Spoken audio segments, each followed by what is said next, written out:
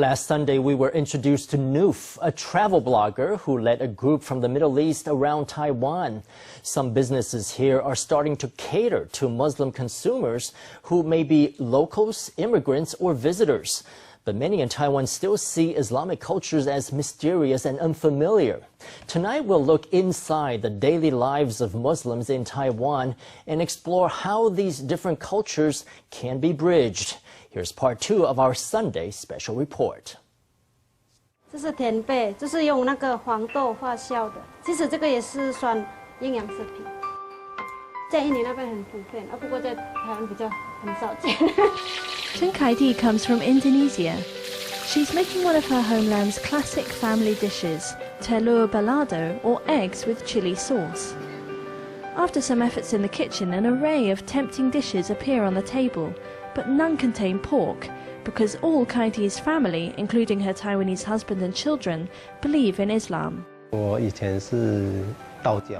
used to be a Taoist. Because of meeting my wife, I converted to Islam. Muslims have to marry someone of the same faith.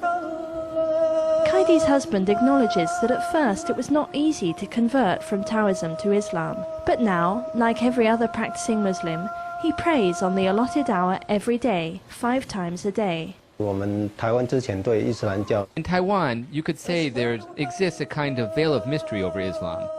We didn't know it well enough. It was only because I met my wife and then joined Islam and started going to the mosque that I gradually got to understand their Islamic laws. The main religions of Taiwan are Taoism and Buddhism, so although there are now 260,000 Indonesians living in Taiwan, mostly either students, workers or spouses of Taiwanese citizens, most Taiwanese people have quite a limited idea about Indonesian culture and religion. But from a business standpoint, it would be foolish to ignore the chance to cater to the 1.6 billion Muslims in the world. The government wants to pursue its new Southbound Policy. In Southeast Asia, the vast majority, more than 2 out of 500 million people, are Muslim. If you want to do business with them or even befriend them on every level, in every industry, you will come across Islamic culture. This biotechnology firm based in Hsinchu set its sights on the Muslim market in 2017. It's already established a presence in Malaysia and Indonesia, which has helped its overall performance grow by somewhere between 5 and 10%. Their success in cornering the market is thanks to the great effort they put into understanding Muslim consumers. Lots of collagen or extract of animal placenta may come from pigs. For example, it might be collagen extracted from pig skin. So because followers of Islam are not so keen on that, we can't use it. We can't use any of the ingredients made from pigs. But as Taiwan is not a Muslim country, it takes more than just a halal label to get a good enough grasp of Islamic culture to corner the market. This is Taipei Grand Mosque. Every Friday, Muslims come here for a weekly congregational prayer. Friday is the day we gather to pray together. It's called Juma. Juma is the greatest favor given by Allah, the most grace day in the whole week. In Islamic countries, Friday is the day of rest. If you want to travel or even do business, you might have to watch out. You might not be able to find anybody on Friday because they take Fridays off. Muslims must perform a ritual purification before prayer, and there's quite an art to it. You wash various body parts considered unclean, such as the soles of the feet, and you should only touch your body with your left hand, not your right. There are also rules about the left and right hands. When you take someone's hand or a business card, use your right hand. You don't need your left hand for picking things up, giving gifts, handing over business cards, or eating.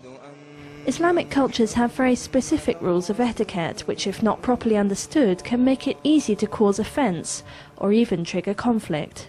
You can use the Western logic and say, you Muslims are backward, don't come in, you're scary.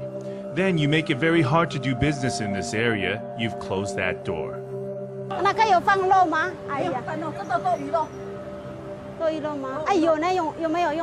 The growing number of overseas students and migrant workers, not to mention international marriages in Taiwan, there are more and more people wearing headscarves on the streets. Only with mutual understanding can people from different backgrounds cultivate mutual respect. In December, a halal market was held in Daan Forest Park in Taipei, attracting many to try a taste of Islamic culture. I think, to be honest, I really don't understand Islam, even though I took some classes on Arabic culture.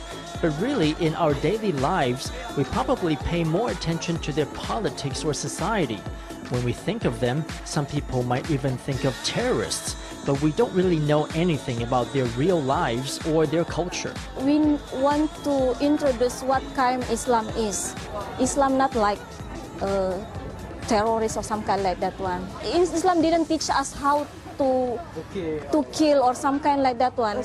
Over the years, exaggerated media portrayals of Islam have exacerbated discrimination and marginalization of Muslims in Taiwan. But putting more care and effort into studying Islamic culture could close that gap and give Taiwanese people and Muslims a chance to come in real contact.